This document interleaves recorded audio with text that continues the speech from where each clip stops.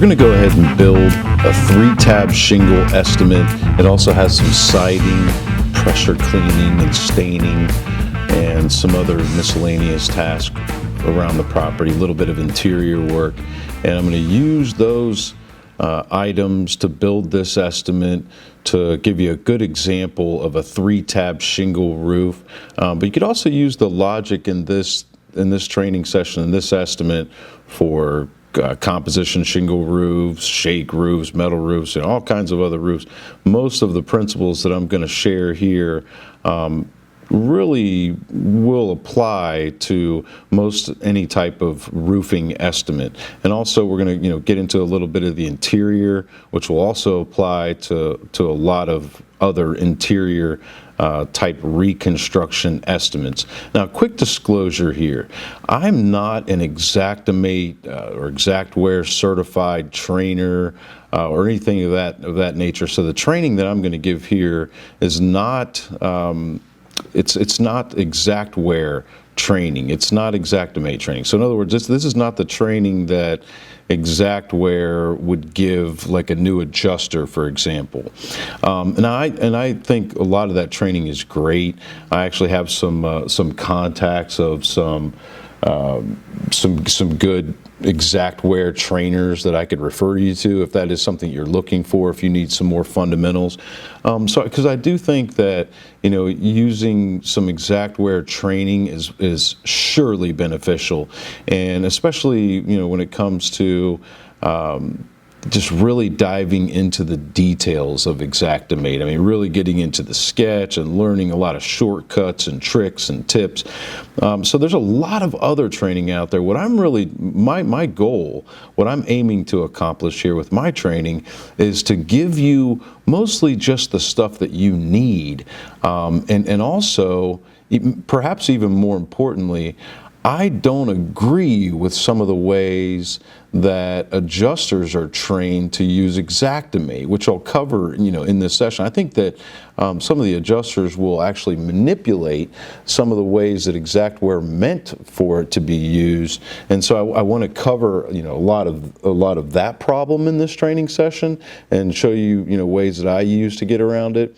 And that's really more than anything is the way that I use, right? So I want to share with you the way that I build my estimates, and I think that you'll see that there are a lot of differences in the way that I build my estimate than most adjusters, and so you could choose to do it like I do it, or you can use some of it and improvise and take parts of it to use with your approach, or duplicate it entirely. On that note, there are sample Xactimate estimates files that are located inside the training course, and I'll show you how to do some exporting and saving and data transfers later on in this lesson in the final segment.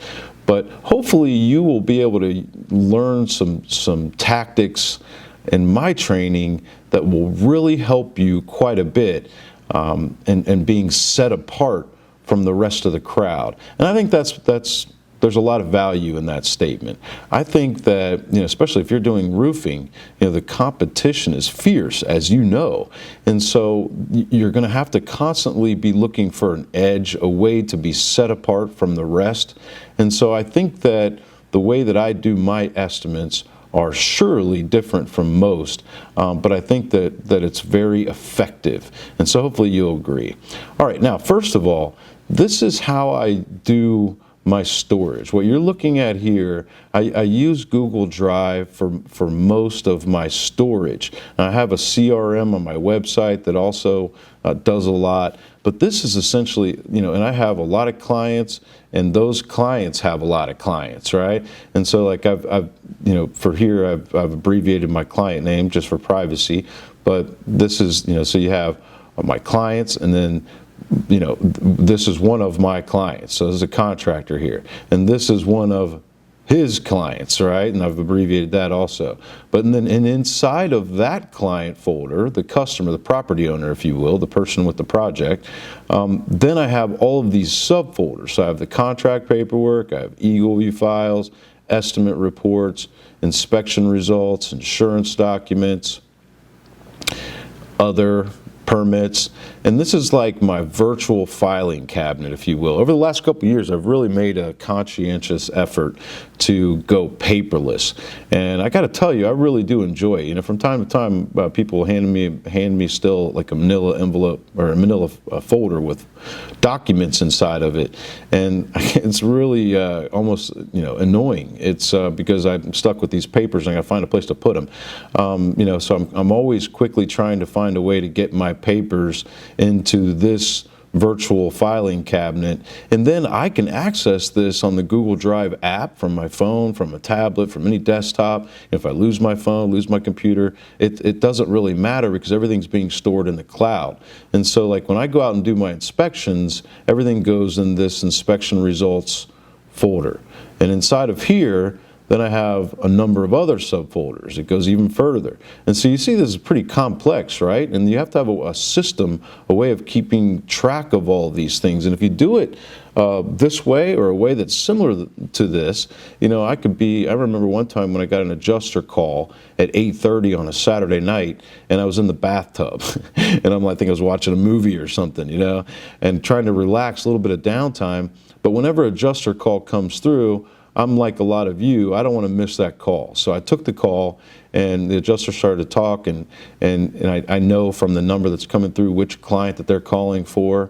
And then, you know, quickly into the first paragraph of the adjuster's conversation, I'm hearing the property that he's talking about, and then I'm already opening my Google Drive app as I'm talking to him, and I'm pulling up that client, the customer for that client. I'm already into these you know, folders and subfolders, and chances are, before he's finished with what he's saying, I already have my estimate report pulled up, which will be in this folder here. We actually store 7 different estimate reports in this folder, which I'll show you which ones that we export. But that estimate report, the Xactimate estimate, would be in there. I'd pull it open, and then I'd be able to talk to him about what was there.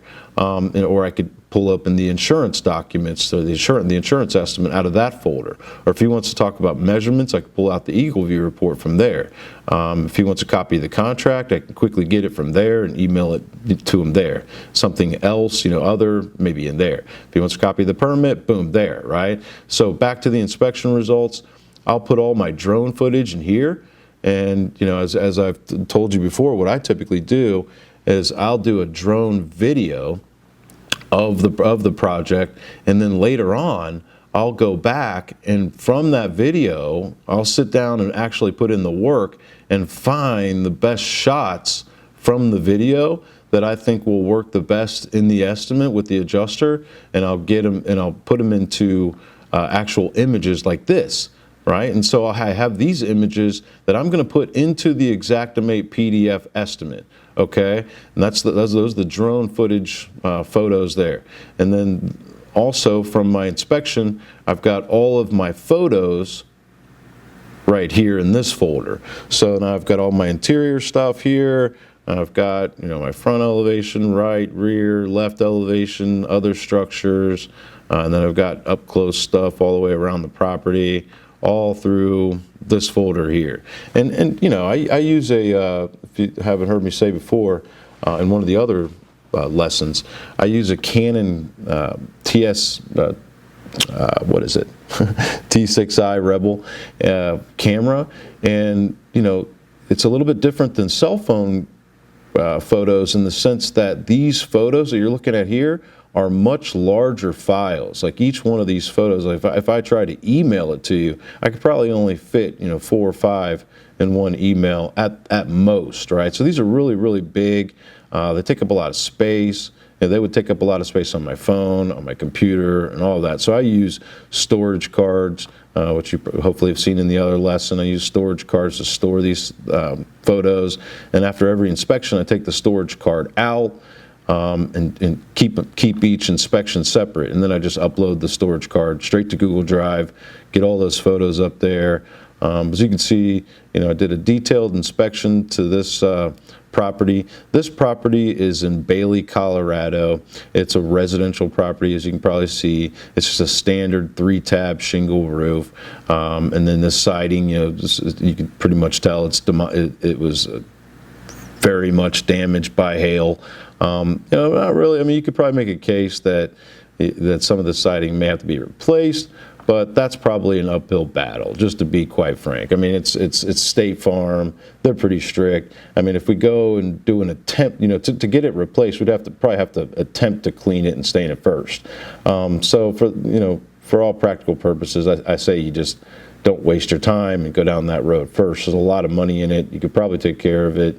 But if it is damaged and you can make a case for that, by all means, let's go after a replacement. But I just think that would be more of an uphill battle. As you'll see from this insurance estimate, they've already acknowledged the damage, to the siding and the roof, but they missed the damage to the fence. And this fence is huge. And it goes all the way around the property. There's a little bit of this greenhouse outdoor type structure here that's glass. And they missed the hail damage to that. There was some other damage to various places around the property that they missed. There's also this other building that's a metal sort of workshop out in the back, and it had very little, you can see a couple dings here, but there's a case to be made that this could be mechanical or other. It had very minimal damage to the roof, and we're going to include that in this estimate because we're hoping that a re-inspect, from state, because I think with this estimate here, there's probably going to be a re-inspect. I pretty much know that, right? It's State Farm. They're more than likely, they're not going to approve all these damages from where they sit on the inside level. They might, but because they miss so much, like the fence and other stuff, they might request a re-inspect. And that shop, that metal roof would for sure cause a re-inspect. They did not even see the interior damage at all.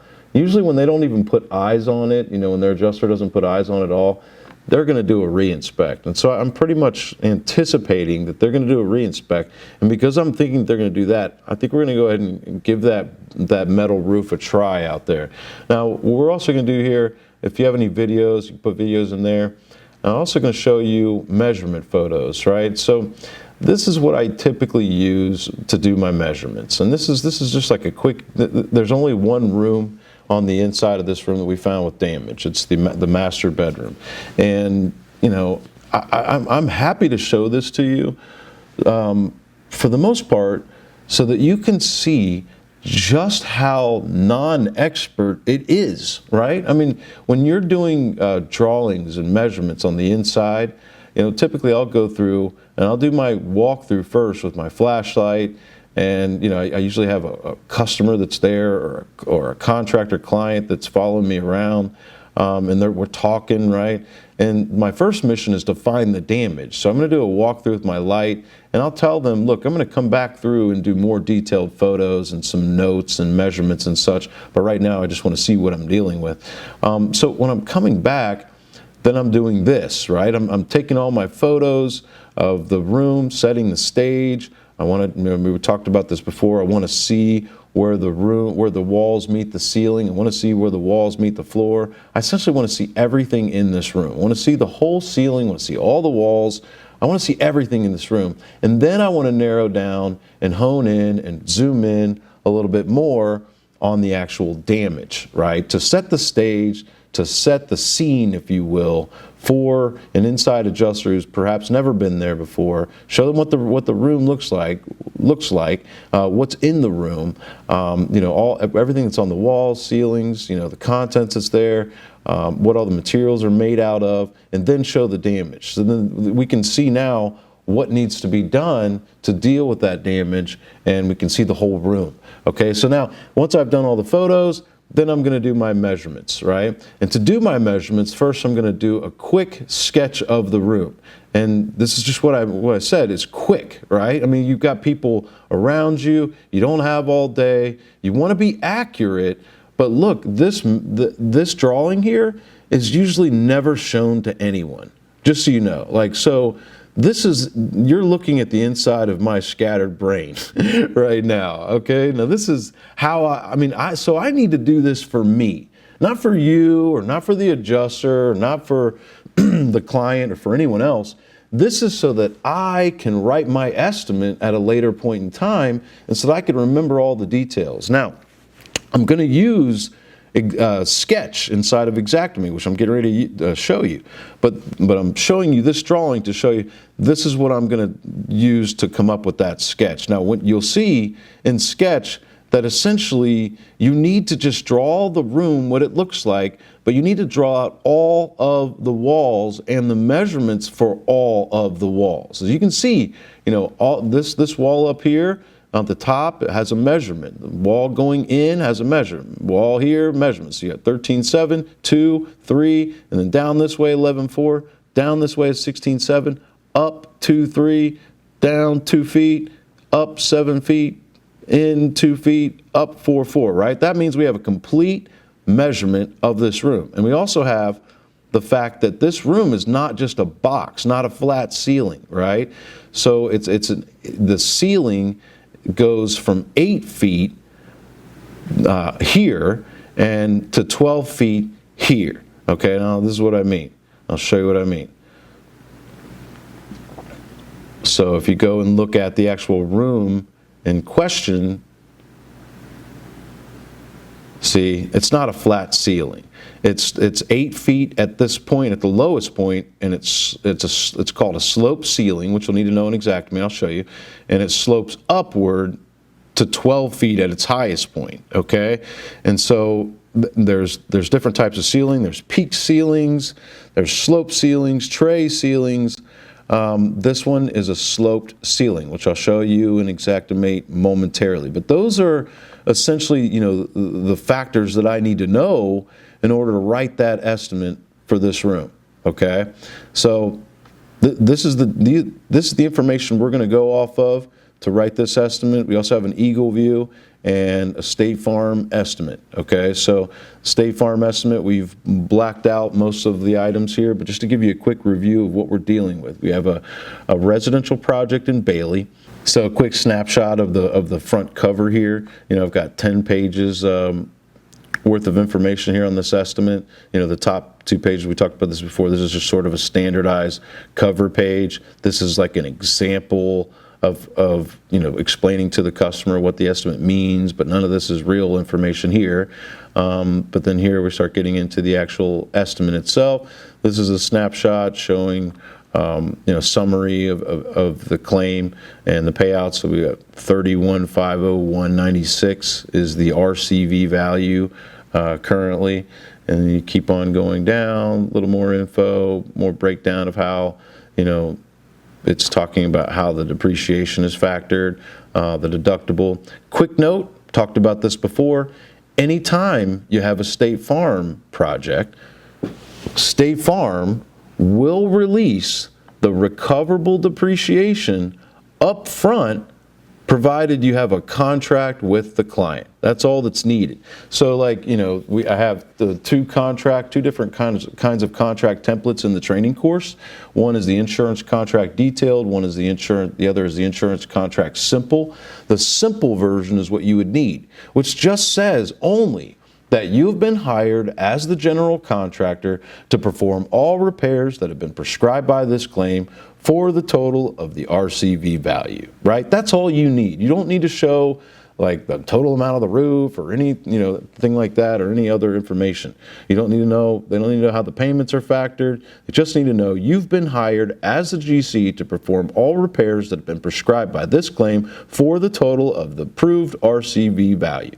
So the first thing I would do if I was hired by this client and I knew that they already had an estimate from State Farm and they already had a payment, I would get that simple contract signed, fax it into State, or email it into State Farm to State Farm Fire Claims at statefarm.com. If you missed that, it's probably right here. Yep, it's right there. State Farm Fire Claims at statefarm.com. I would take that right there, that email address. I would take the contract with the claim number only, with no dashes. I put that claim number in the subject with nothing else, and then I would send them that attachment that says we have been hired by the policyholder as the general contractor to perform all repairs prescribed by the insurance claim for the total RCV, and at this time, please release all recoverable depreciation. So the logic behind that is that the recoverable depreciation, right, and we talked about this a little bit before, if it was an ACV claim like an auto, like most autos that is, and if it was totaled out, they would give you a check for the totaled out auto, and that check is depreciated. So the amount they paid you is after the mileage was factored in and anything that was wrong with it. And it's not what it costs to buy a brand new vehicle at today's rate, it's what it costs, they're paying you out at a depreciated value. And that check, you can go and spend it on whatever you want. You don't have to buy another one. Now, if it was a replacement cost, then you would have to go buy another one, or you could only claim the ACV amount. So in this case, if they paid you out everything except for the $77.48 to fix your roof and all that stuff, you could take the check that you got, put it in your pocket, never do the repairs, and that's not insurance fraud, right? Like you could be at risk. They could drop you. There's other risks involved with that. If you had a bank, a mortgage company, there's you may not get that far. But I'm just for all practical purposes here, you don't have to do the repairs. If you're not claiming that depreciation. So that depreciation is only if you do the repairs, right? And then that's why they say, invoice us after the work has been completed, and then you can get that money. That's been what most of you, I think, have thought up to this point. But technically, it's paid when incurred. And some insurance companies view this as being incurred the moment that you hire the contractor. State Farm is one of them. USAA, MetLife. There are a number of other insurance companies out there that will go ahead and release the recoverable depreciation up front before the project's even been started, so long as you have a contract with the contractor. So, in this case right here, we already know what you're going to see, that, and just, anytime you look at an insurance estimate, you should already know that it's short, okay? Like, it's definitely short. Like this estimate here is short. If I'd never looked at it before, I know it's short. They're all short. They're always short. Insurance adjusters are always going to leave items out, whether intentionally or not. They're always going to be short. And so if you look at this, like this job, 31,506, is already way short, right? But yet the deductible comes out, the depreciation comes out, and now it's way, way shorter, right? So it's 20,000. So, it's a way better help. It's way easier to get through the project because we all know it's all about cash flow.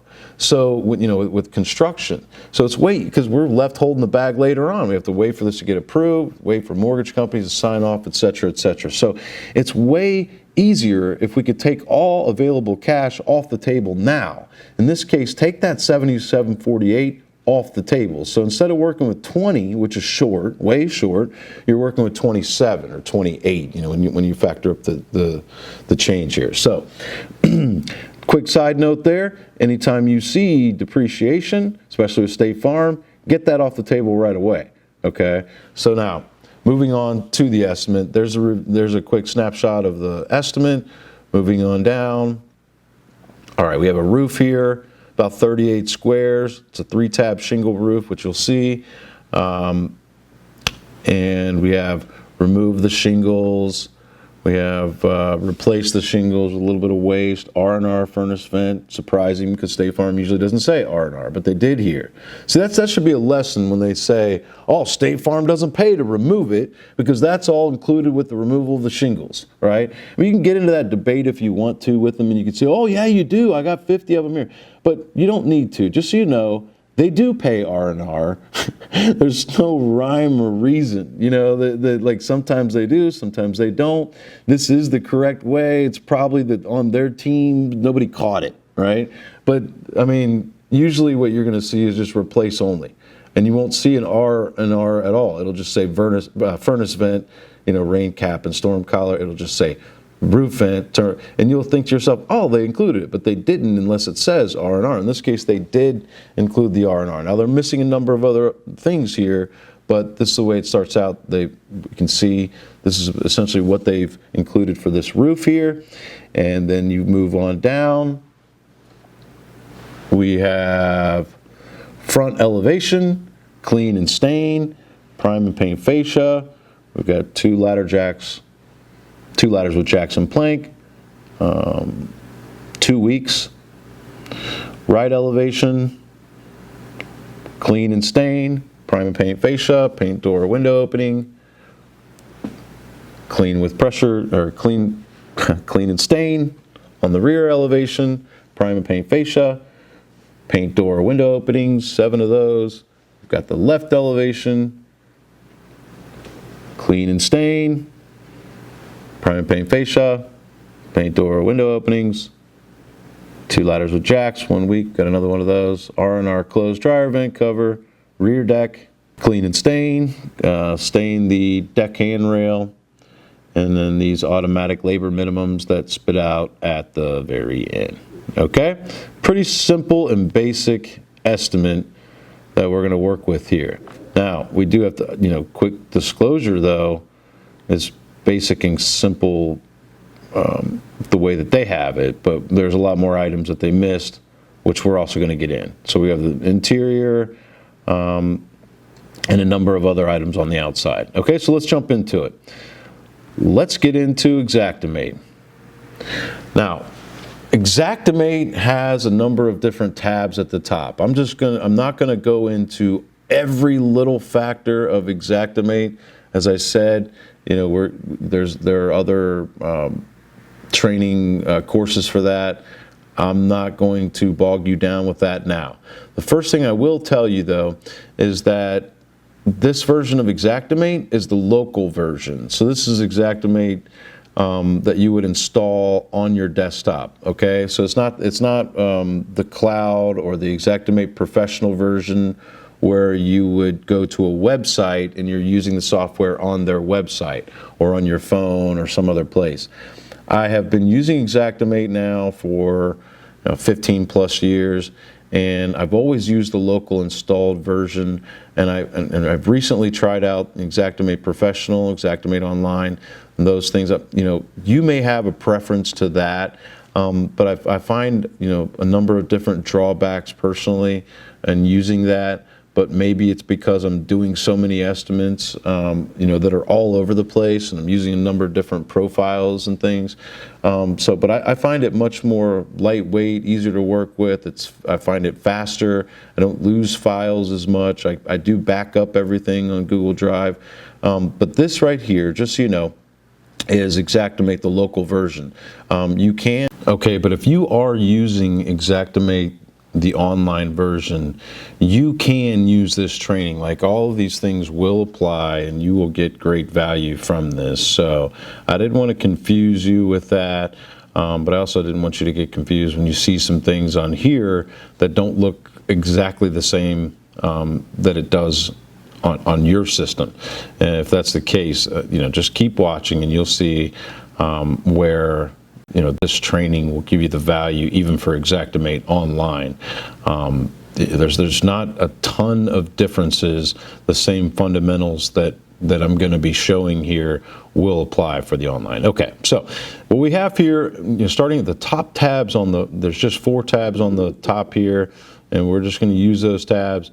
And starting with the one on the left here, you have the tabs running down, right? So you go to the top tabs, right? And then we'll start with this one here. Whenever you're on a top tab, then you have other options down here. You can create a new project here.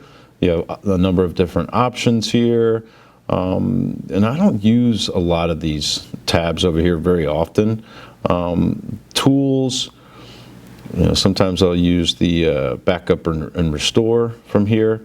Install new profiles. You want to change your password, modify signature, do different things over here. You can modify line item tags, tokens, your exact analysis stuff up here. Exact analysis is a way that you can send files through the Xactimate document system is a way to explain that. I'm not going to cover a lot about exact analysis in this training, so if you want to learn more about that, you can go to Xactware's website. And also to get any other kind of expanded, upon training that this training session here might pique your interest on. There's a lot of just a wealth of valuable info on Xactware's website. So help, on that note, you can find a lot of online training center here. You can get online support. They have a chat 24/7. I've used it quite a bit. It's hard to get them on the phone unless you pay for it, but I find that that's also worth it if you need to do that, if you have problems and you need to talk to somebody live. And then I won't click exit because that'll close the system. But you have the control center here. This is where I usually open up my program from, where it opens. And in this big blank section here will usually show all of my current projects that I'm working on, like my most recent projects. I typed in up here at the top Bailey 3 tab just so that it wouldn't show all these during this training, because I don't want you to see all my files. And then over here it'll show you previews of those files. Down here is more stuff on the exact analysis. Inbox, outbox, this is where you send assignments and accept assignments, and also your price list will show up down there. If you're doing any special estimating with like contractor connection or other like vendor outfits like that, you may need to download specific profiles for them. And you'll see a lot of that stuff coming in and out down here. Okay, now projects. Again, I've typed in testing here so that you wouldn't see all my projects, but you can search through all your projects here. This is where I also go to add a new project, which I'll do in a second, and then price list. So then like all of your price lists are going to be here, and you can get new price lists right here. And then just so you know, we talked about this before, but Xactware comes out with a new price list every month. It's usually, on the first of the month, right around the first of the month. And to find out if there is a new price list, for example, let's try to do the Dallas price list, right? So Texas, and you can see all the states in that drop-down box there. And city, you can see now it's not gonna. You may have heard that Xactimate goes by the zip code, or by the zip code of the property. It doesn't. There are factors that the zip code does play into, but as far as the different price lists that are available, there's not a different price list for every zip code, right? There are only so many price lists in every state. And so in Texas, these are all the price lists. So not every city, not every zip code. And sometimes, like Colorado, this Bailey, it's Resort Colorado is the price list that it uses. So it's not really pulling from any major city. Sometimes it does, sometimes it doesn't. If I'm going to do Dallas, it covers the whole Dallas-Fort Worth Metroplex, right? So let's do Dallas. Let's do the most current version of Dallas. I don't think I have it. I might already have it, but maybe it'll tell me if I do. Nope, I didn't have it. Okay, so there you go. Now I have the new Dallas price list, TXDF8X December 18. That's the new Dallas Fort Worth, Texas price list. That's where you get the price list, okay? And you're going to need to do that every month for every price list that you need. So, if you pull up a price list and you haven't updated it in a while, you're just using whatever price list you've last used, to write an estimate for that area, okay? So now let's go ahead and let's create a new project. That's what we would do. We would click this plus sign under the projects tab here, and we would just click the plus sign, and now you need to give the project a name. Otherwise, it will just name it based on the date that you're entering it in, okay? So in this instance, we'll call it Bailey 3 tab. Normally I would put the property owner's last name there. Now, that's gonna give the file a name, and then this is very, very important. I always use the contractor profile here, okay? You can see I've got a couple of special ones, Amica, contractor connection, carrier, and contractor. What I find is that a lot of you guys, and I've seen contractors using the carrier profile. You don't want to use the carrier profile. Well, let me just save you a lot of headaches. You do not want to use the carrier profile. You're not a carrier, you're a contractor, right? So carrier is going to go through a lot of the policy and coverage stuff, and you're going to have to factor in, depreciation values and a lot of other nonsense. It's going to show what the deductible is and the depreciation. Now look, you don't need to show what the deductible is because it's none of your concern. You're going to collect the deductible, but you don't need to minus that off of the estimate. So I don't even enter in the deductible on my estimates, right? But anyway, let me just save you a lot of trouble and heartache by telling you to use the contractor profile. Now you may think, yeah, but it's not going to make the reports look the same with the columns all the same. Yeah, it will, because you have to use the right kind of report. This is not where you fix that problem, okay? So you can still have a nice looking report that's set up almost exactly the way that the carriers look, with all the columns similar. But you can do that with the contractor profile. You want to use the contractor profile, right? The type is not a valuation. It's not a FEMA flood. It's definitely an estimate, right? Label, unless you're doing internal labels with colors, you don't need to worry about that. I don't. Maybe you do. That could be great for your system there. But I don't use it, so I'm not going to get into that. But I've named it. I've set the contractor profile. It's an estimate. No labels. Okay. Now, we are inside of the estimate. So, if you go down and look at your running tab of things, you can see, you could always get back to your main Xactimate, program. So you can go and create another estimate, or you can go search through your estimates all while you have that open estimate here. So there's your Bailey 3-tab estimate. It's open. You can start creating it, but also you have your main Xactimate window open, and you can create other estimates. You can look at other estimates. Like if you left that open, you can go back and do other things at the same time. So, but here we are. So I'm gonna name it. Let's assume that the name of the client was Bailey, right? John Bailey, all right? And all right, now I got to give this an address that is actually pretty similar to the actual address, because it will pull the price list from the address. It'll find out which price list to apply from that address. So let's just say 123 Main Street. I don't know that the actual street address will be the deciding factor, but this part will, the city and state and the zip. So I'll do zero. So I told you, like, there are factors from the zip code, but it's not going to pull up a specific price list for that zip code. It's just going to use the zip code to pull the right price list, right? And so you can go in here and put in, I always fill all this stuff in, right? So let's just say it's, oops, I'm going to make it up for now. All right, home, you could go ahead and set up the cell, right? 1, 2, 3, right?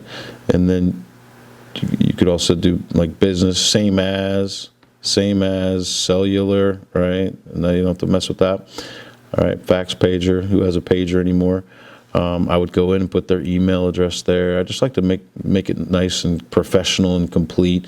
The more complete you are in these areas here, the nicer it'll look, So the date that it was assigned, let's say it was assigned then, date entered, let's just say estimate completed.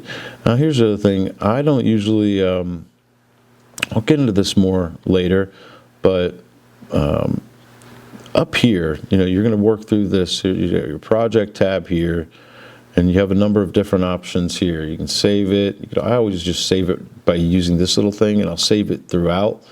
You can make a copy of this estimate. You can save it as, change the name of it. You can print it, reprice it with a different price list. Like this is helpful. Like if you opened up an old estimate, that was priced with an old price list, but you have a new price list, you can reprice it to the new price list if it's gone up, right? Copy from project. This is pretty cool. If you have a project that you want to make it pretty much like another estimate that you already wrote or similar. Just open up, you can copy that other estimate and then make your changes once it's open. Options, you have a number of different options here. View, you can change your view, tools, request roof measurements. You have to kind of set up a special code with your roof measurement company and get a hold of Xactware and get a hold of them. They'll show you how to do that. I'm not going to help with that here. It's not my purpose. Xactimate help will take you to their Xactware website. But claim info, okay, we're going back into here. So if you keep on going, and we're going to go into the sketch, we're going to go into the Xactimate items, and at the end, you can click complete, and it'll give you like a wizard and run you through a number of different checklists, like did you do this, did you do that, did you do that? Now, me personally, I don't use that very much because I'm always reopening the estimate and changing it and modifying it and doing different things. So I'm never really complete. So if you want to go through that and do the complete at the end and go, it'll walk you through a wizard of different checklists. So what made me think of that is this estimate completed part. I'm always just going to complete that, like when I'm doing the estimate, I'm going to manually fill that in. But if you don't, when you go through and complete it at the end, it'll mark it complete when you did that. Okay, that's my purpose for telling you that. Now, job completed, usually I always say submit the estimate before the build. So the only time you're going to need that is if you're doing this work after the build was already completed. Like if you're amending your estimate for a final invoice, for example, that would be the job completed here. Okay, reference, that's internal stuff there, and then estimator here. Now, open that up, and then what you do is you add a new estimator by clicking the add button, and you can say, John Smith. It'll give you a code, 555 Oak Trail.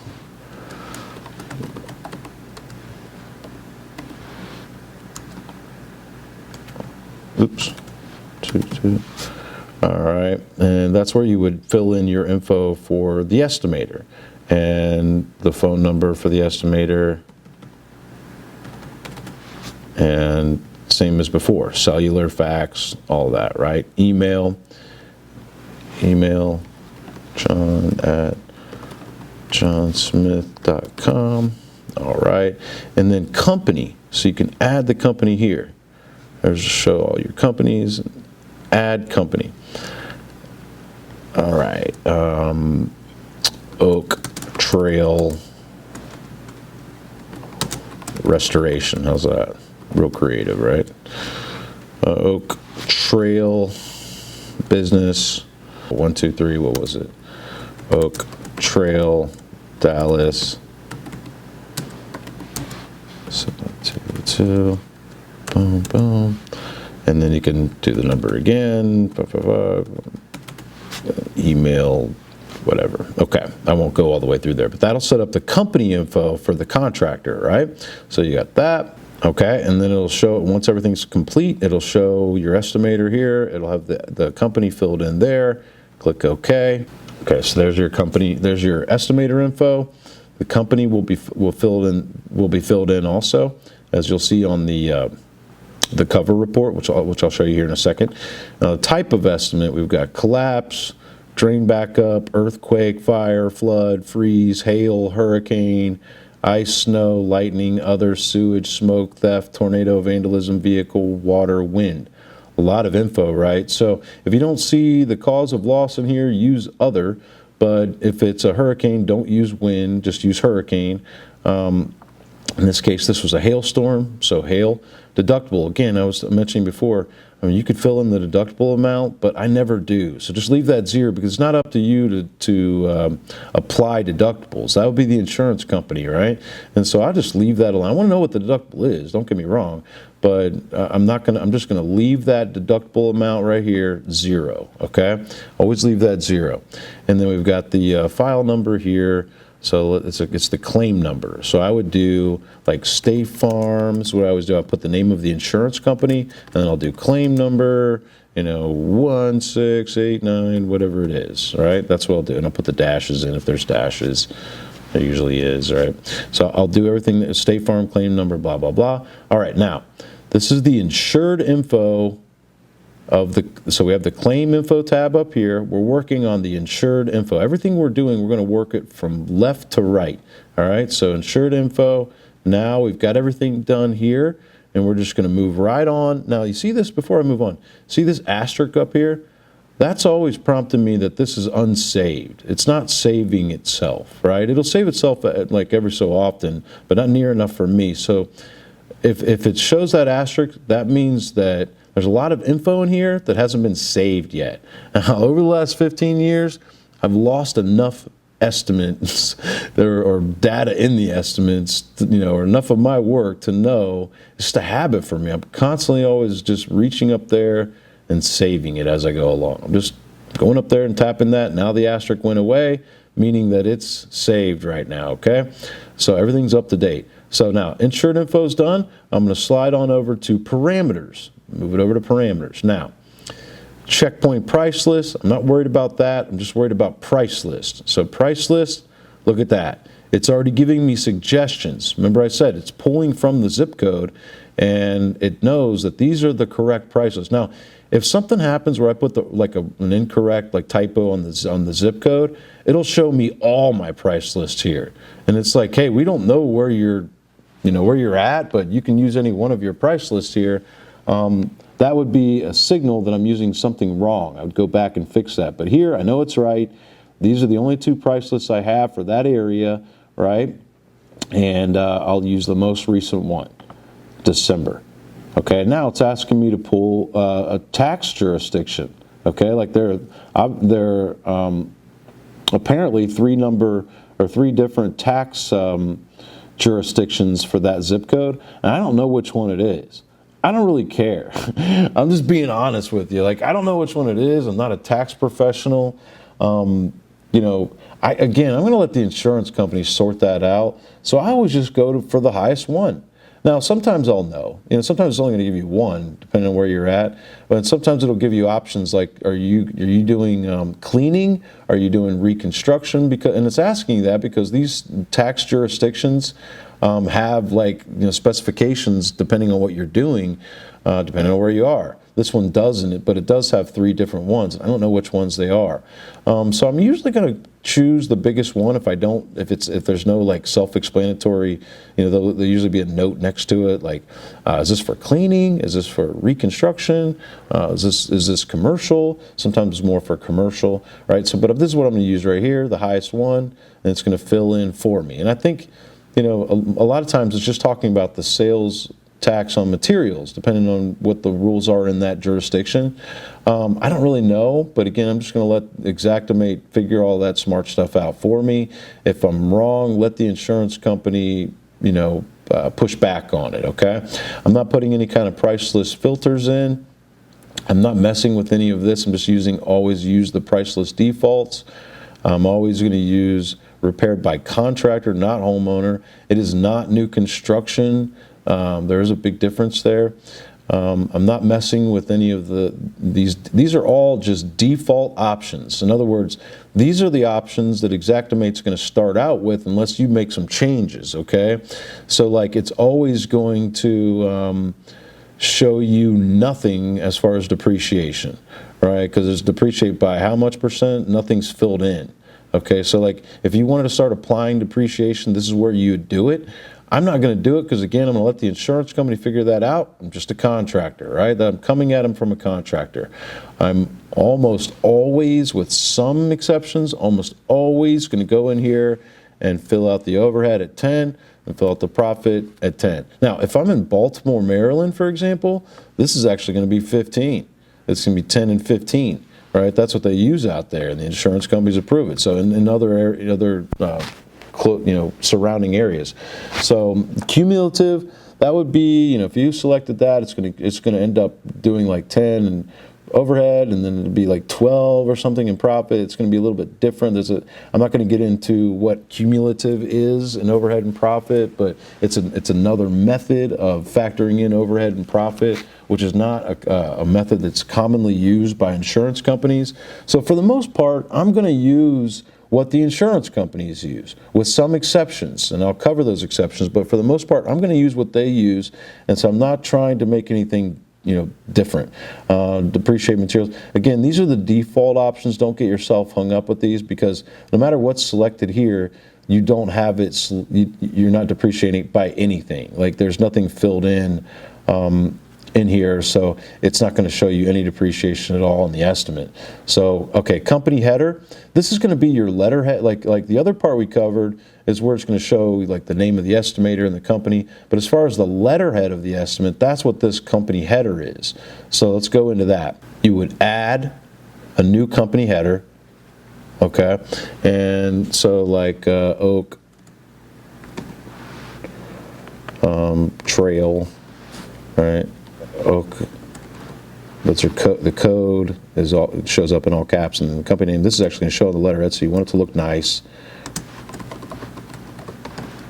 And then this is going to be your address. Trail.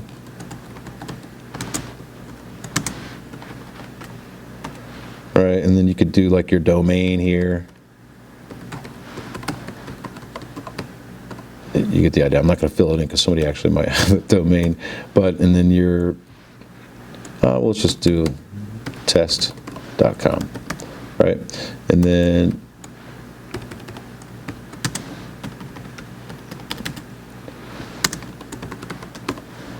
right, and you could do like a fax down there, or do more. You could do a little tagline. The best, that kind of thing. You could do whatever you want there, right? And then for your logo, just attach it right there. You can, I'm not going to do it, but you can click it and attach whatever logo you want, and then your logo will pop up in this box here. You can mess with it a little bit, but that's what will show up on the letterhead. Let's go ahead and do it. I'm just going to pull up this little logo here just to give you an idea. I don't have a logo for Oak Trail Restoration, but just give you an idea how it works. You pull it up in there. I will tell you that's got to be a JPEG image. Don't use PNG images because PNG images will show up funky on the report. So it does have to be a JPEG.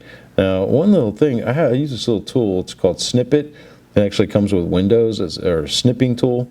And so if it comes up as a PNG, open that file and then open your little snippet tool and then do new, and then you could literally just trace around that and make a new one, okay? And then you could save it as, and it's going to save it as a JPEG. So that's a quick little workaround there. Okay, got that. Okay, now opening statement. Opening statement, you could type whatever you want here, and then I've actually loaded in different opening statements that I can pull from, and so you can click load note. And I've included a number of these in the training course that you can feel free to use. Like, and I use these for footnotes, opening statements, but you can see I have a whole bunch of different types of notes. Here's different opening statements. Ones with multiple layers. We're using this is the IRC, this is the IBC, so this would be a residential job and a commercial job that specifies stuff about different layers. This doesn't have layers, and it's IBC, IRC. I'll use this one. Okay, so it'll load it in there. I'll fix it up a little bit, make it look nice. Okay, now it's saying the 2015. It's not for this one. Okay, so let me start here, or let me take a moment to back up and cover that for a second. Okay, so this job is in Bailey, Colorado. To get to this tab, what I basically did was I did a search of City of Bailey, Colorado Building Department, right? And I came up to general page, and click the top one. And boom, boom, boom, I came down a bunch of stuff about the building department. I'm looking for adoptions, right? I'm looking for adoptions, amendments, right? Local amendments, 2012 IRC. All right. And then we have here Park County Local Amendments, 2012 Building Code, International Residential Code, and it's basically showing that they've adopted the 2012 International Residential Code. Okay, so we found out that these are the rules for this estimate, 2012. It's not the city, it's the county. Park County, Colorado, adopts the 2012 IRC with amendments. And so these are the rules for the estimate. So what I've already done is I've already gone and made some snippets to attach these into the estimate, right? So I've used my snippet tool, and what I do is I want to include the address of the website so that they can see that it's coming directly from the city or county website. And the reason why I do this is because they always ask you, like, you say, well, the reason why I have to have this in my estimate is because it's code. And they'll say, all right, well, send me something on this, from the city website showing that that's code, right? So I'm kind of already anticipating that, and I'm going to have this already into the PDF estimate so that when they do say that, we don't have to take another day to get that sent to them and for them to receive it and upload it in the system and then talk to me about it, right? Like, it's already in the estimate, so I can say, nope, we already have that, it's on page such and such, okay? So I'm not going to save this because I've already done so. I have a code folder, I call it the code game. And, I try to keep all my different cities and counties and all their different adoptions. And then I have all my different code snippets. Like for this one, we'll be working from here, all the different codes from the 2012 IRC. But first I got to find, the county of, and I've already saved this one. So what I'm going to be using is these. So page 1 and 2, you can see what they look like, right? That's what we just saw. There's page 1, page 2. So those are going to be in the estimate, right? That's what we're going to be using for this job. Now, so right from the very beginning in my opening statement, I need to know which version we're using, right? So I'm going to tell them we're using, right off the bat, the first thing I'm telling them, because that's the most important, is that we're using the 2012 International Residential Code and the International Energy Conservation Code have been adoption and is required by the county of Park, Colorado. Okay, so we've got that filled in there. See attached. Oops. My spacing's a little off here. There we go. See attached corresponding code documentation in the images section following this estimate. The 2012 International Code Council, ICC, are the rules that govern this estimate. Okay? And then I've got a little thing about overhead and profit. Overhead and profit, we are a true general contractor. We have been tasked with performing all tasks in this project associated with several trades. This project requires the use of subcontractors for all of its tasks listed. We coordinate all these subcontractors and their tasks over the course of many weeks, planning and assessing included.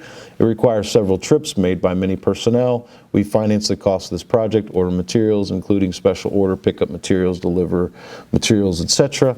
This project involves many trades and requires extensive coordination, including but not limited to roofing, gutters, painting, mechanical. So like this is where we kind of want to go in and make it specific to this job. Fencing insulation. This project also requires extensive interior repairs. All right. Now, the reason why I point that out, let me just finish this real quick. The level of complexity and/or coordination required of a general contractor to carry out this project definitely met and exceeded any threshold necessary to obtain overhead and profit. It has been assessed to this estimate accordingly. Now, I'm kind of going quick through this because we have a whole nother lesson about overhead and profit a bit later in the training, and so we're going to jump into it, and really spend more time with it.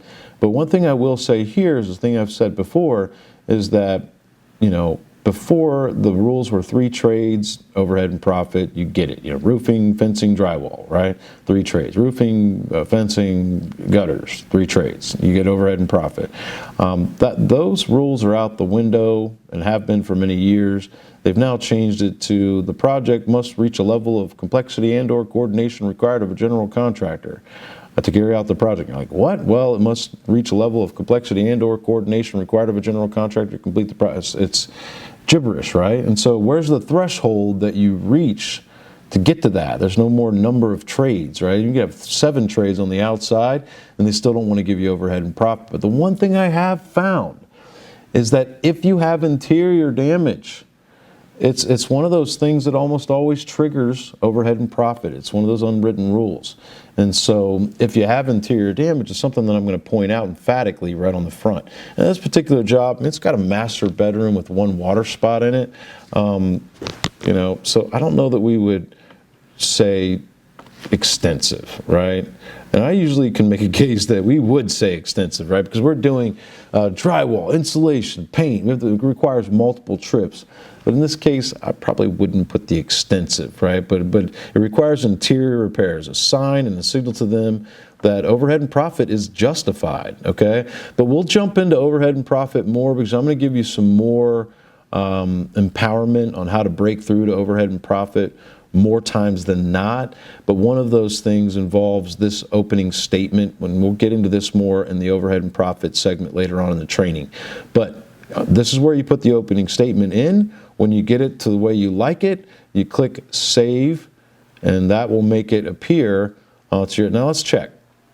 So let's check and let's see what our letterhead's going to look like, if it looks good. So go up here to the right tab and click Print. And we're going to be using, and I'm going to get into more of the report types when we actually finish the estimate, but because we're going to do a preview here, we can do a preview, right now, right? We can look and see what this is going to look like right here. But it's not the right type of report. We're not doing a scope report, okay? So we're not doing a final draft. We're not doing, all these different options here. We're actually going to do a final draft with or without removal of depreciation. And one of the rules of thumb as to how you select that report, and this is how you can remember it, it's always the longest one. I mean, it's almost, this one might almost be longer, right? But you're not doing any point of sale taxes, so discard that one, right? But if you forget this, it's always the longest one.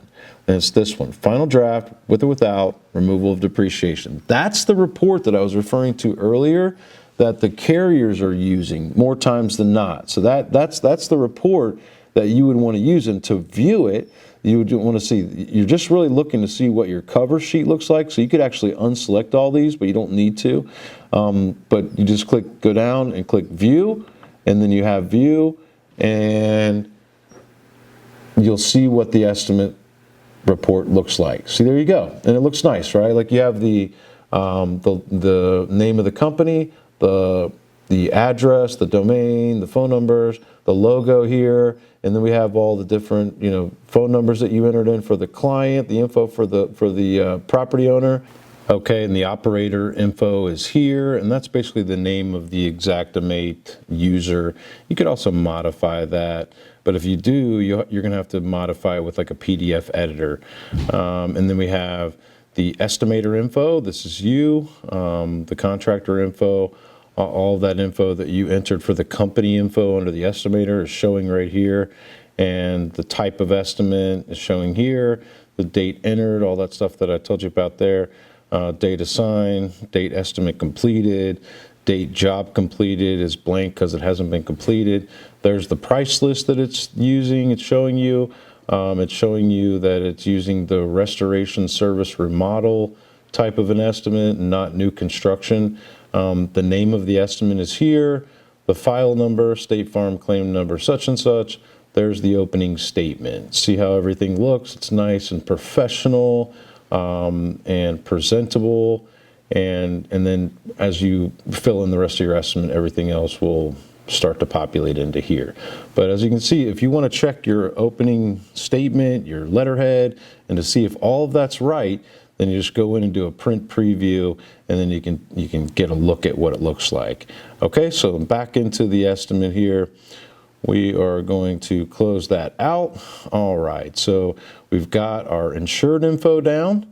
We've got our parameters down. That little asterisk is showing again, so let's go here and save it.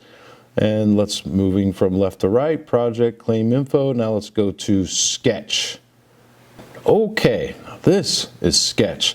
It's an extremely vast part of Xactimate. There's lots of things that you can do with sketch. I mean, you can do rooms, walls, roof, staircase, deck, fence, doorways, windows. I mean, there's lots of different things that you can do inside of sketch.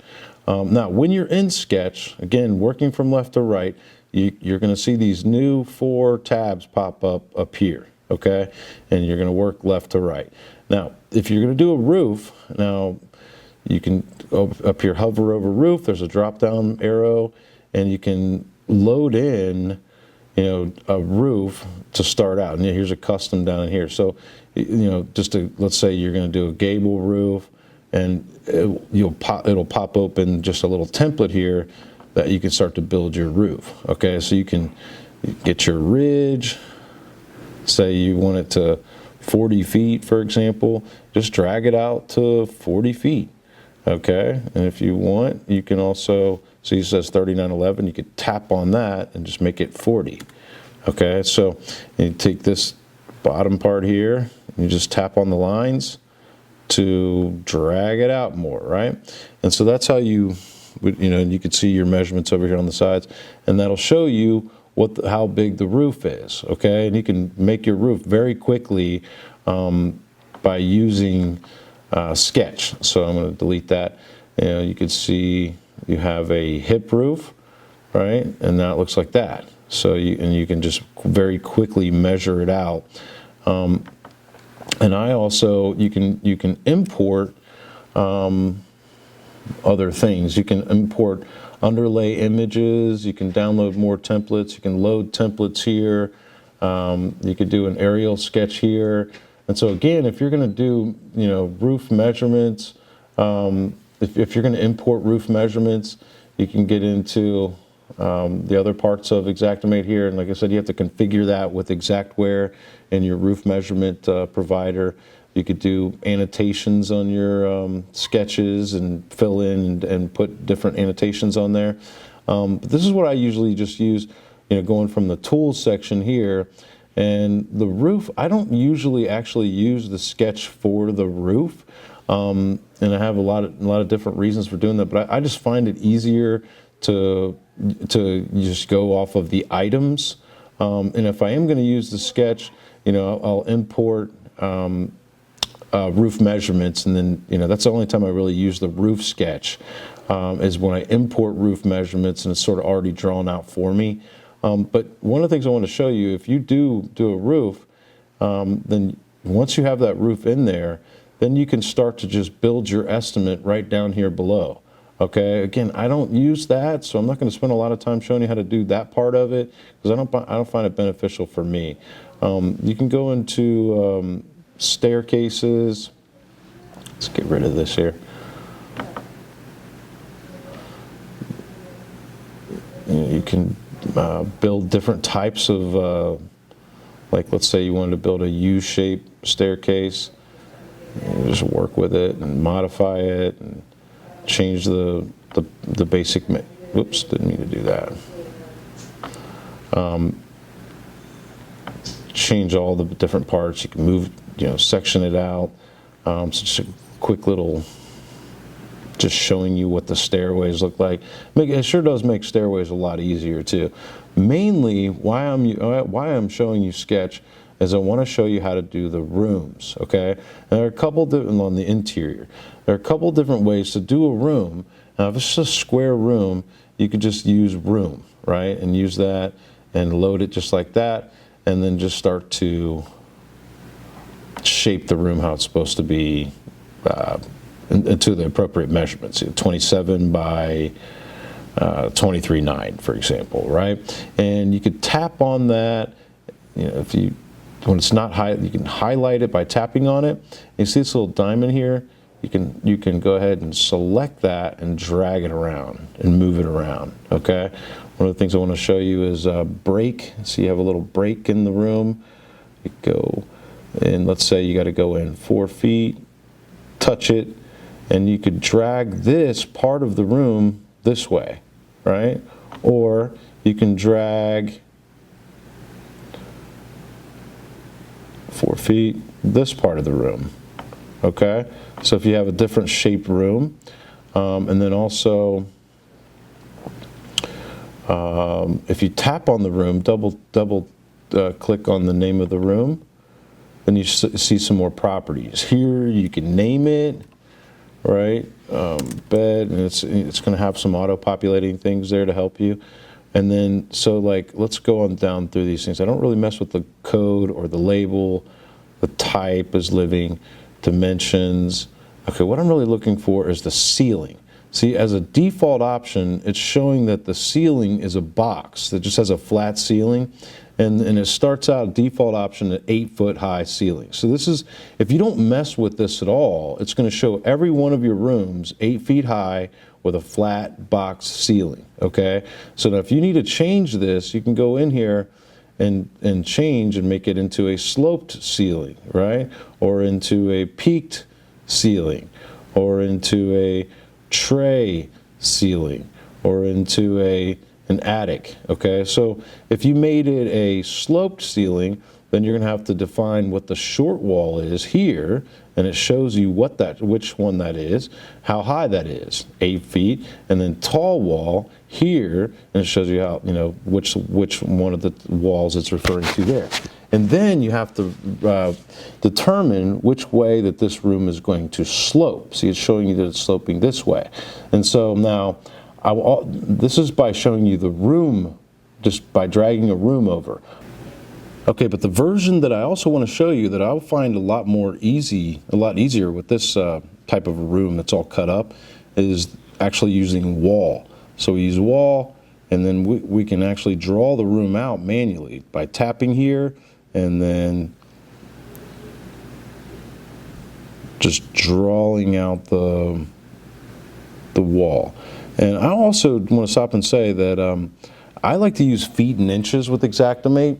And whenever I do my measurements and takeoffs, I think in construction, a lot of guys and gals that do takeoffs will use inches. It's a common way of, method that they use. They'll just use inches, like this door is 60 inches or this or that. I've kind of trained my mind to do feet and inches because Xactimate mostly works with feet and inches. I mean, you can use inches. You'll have to do some conversions. I mean, you can enter in inches with Xactimate and it'll do some of the conversions for you. But ultimately, it sort of adds another step. And so I'm going to mostly, like when I do my measurements and I write down notes, I'm writing them down in feet and inches.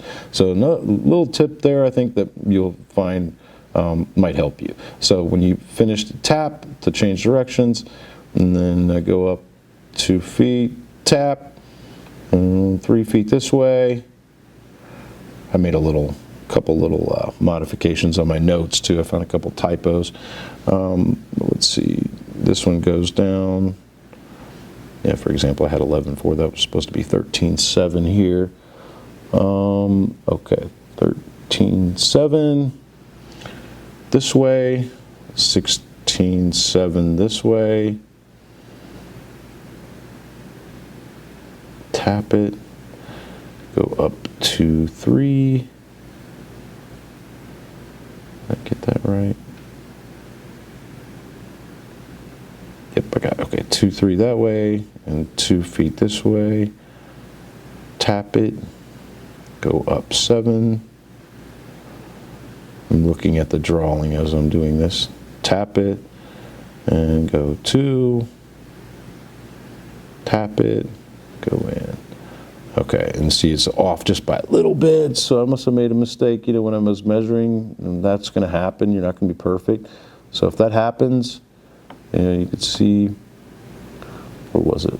Okay, so it ended up right there. It's not a right angle, so you can just click the corner right here, and it pops up a little diamond, and then just take the diamond and drag it to a right angle, to a 90-degree angle, and then it's done.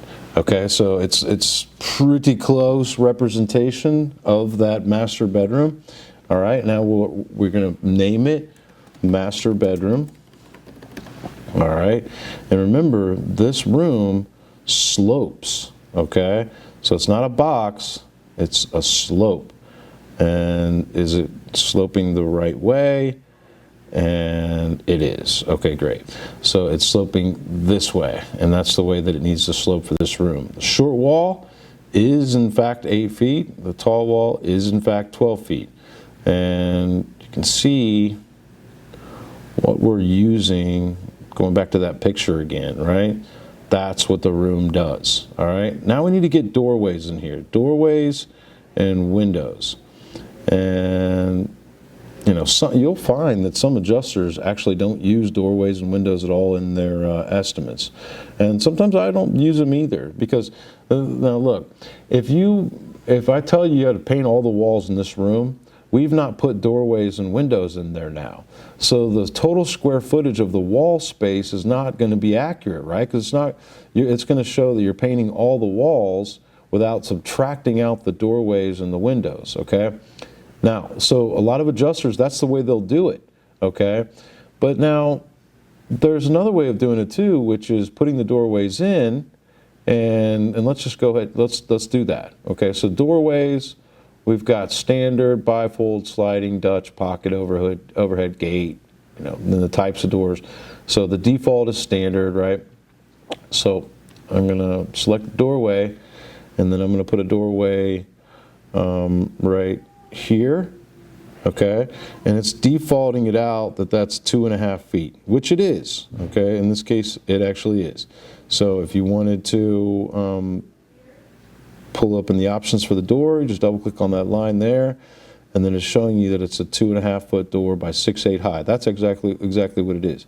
You can change the left hand, right hand here. You could change the angle of it. And you can click it again. You could change the orientation of it. Oops, wrong button. Let's fix that. Wrong button. This one. Yeah. Flip it horizontal. Flip it vertical. Right. So that's how you work with the doors. And if you need to change the measurements, you could just drag it out. Right. And you could take and select this button to move the actual door somewhere else in the room, right? Or somewhere else along that wall. So I'm going to go ahead and put a doorway in there, and then I'm going to put, and you can see, you know, sort of from my drawings that, and again, this is just for me. This is not for anybody else. This is just for me. So it's how I will remember it, right? But I've got my door here, 2.5 by 6'8", and I put a D to let me know there's a door. I sort of use 2 lines for doorways. If you're doing a real drawing, you would leave this part of the line out. So I'm putting a doorway here, a doorway here, a doorway here, a doorway there. And then these boxes with W's are what I use for windows, right? So I'm going to do, so I just put that doorway in, I'm going to put the other ones in now. All right. So if I put another doorway here, I mean, approximately. I mean, you can get real specific and do your measurements and find out how far away from the corner and where it starts and be real proud. But again, knowing that a lot of adjusters don't even use doors at all. Like I feel like if you do and it's a little off here and there, you're ahead of the game, right? So don't be too hard on you. You can be perfect if you want, but I don't feel you necessarily, you need to be very close, but you don't need to be perfect with where your doors are at, right? Or windows, etc. So door, put a door about right there, put a door about right there. And then I'm going to put, let's see, do I have any more doors? Nope, I don't. So I have windows. Here's my windows, okay? Hit the drop-down box. It'll give you all kinds of different options for windows. So I'm going to use a window. Okay, I'm going to put a window right here. And see, it's showing a 5-foot window right now. So I'm going to change that. Double click on that line right there, and it's actually a 2.5 by 3 by 3. And we'll say the base height is like 1.5 feet, something like that. All right, now put another one right here. And again, we have 2.5 by 1 by 3. So we're just going through and changing the measurements, putting them, and I'm not going to bore you by putting the other 2 windows, but there's 2 more windows there, but I think you get the idea, right? I just want to show you basically how. Now, the point I was making before is you can put these windows and doors in or take them out. If you leave them, if you don't take them out, then you're obviously your estimate's going to reflect additional square footage for painting and drywall and things like that, right? However, if you put them in, now you've got to put more masking and taping and prep work around all of the doors and all of the windows. And so my thoughts are, and even painting the door openings and windows. And so there are a couple different ways of doing estimates. My main method is I'll usually leave the doors and windows out, and I will factor to paint everything, and I'll put in masking and covering the floor, and masking and taping along the baseboard or along where the walls meet the ceilings, but leaving out all the masking and taping around all the windows and doors. And so then if I got an adjuster that said, hey, you didn't even put in your doors and windows, like your estimate's off because you're saying that we have to paint way too much or have to drywall way too much or wallpaper, whatever it is. And my, of course, come back to that, my rebuttal would be, well, correct, Mr. Adjuster, but I also left out all of the masking and taping that I would have to put around each and every single door and window. So which would you like me to do? I can go back and change it and do it the other way, but I think you'll find that you're going to have more money, with masking and taping. And in truth, it's probably about the same, give or take, depending on the situation. But I think, you're about the same or pretty close to it by doing it either way, right? So you use your best preference on that. If you want to put the doors and windows in, technically it's going to show on the estimate, it'll be more accurate. And also, I said doors and windows, but there's also an item for missing wall. Say the dining room runs into the living room, but there's no door there. There's just an opening in the wall. That would be called a missing wall, and you can just take away the whole wall there, or you could even delete the whole wall by selecting it and clicking delete on your keyboard. But I want to show you that also. But missing walls, windows, doors, I bring that up because on the estimate, on the section for the room, if you put the walls, or if you put the windows and doors in, under the missing wall section, when it shows you the dimensions above that section, it shows you like how much square footage the walls are and the ceilings and the floors. It'll show you what the missing walls are. So it'll show you all those doorways. So that's another way of looking at an adjuster estimate to see, let's go look at this estimate. Oh, well, they don't have any interior, but no interior on this estimate. Yeah, there's no real, kind of. Like in right elevation, you're showing square foot walls, floor, long wall, ceiling, short wall. That would be used for an interior mostly. But if there's windows and doors underneath this section, it'll show you what those windows and doors are. That's a quick way of of seeing if which method they're using. So you can go into, if they had interior here, they would have a little drawing of the room more than likely, like this does here, but it would show the room. And if it does have a drawing, you can quickly go to the very end and you'll probably also see a drawing back there.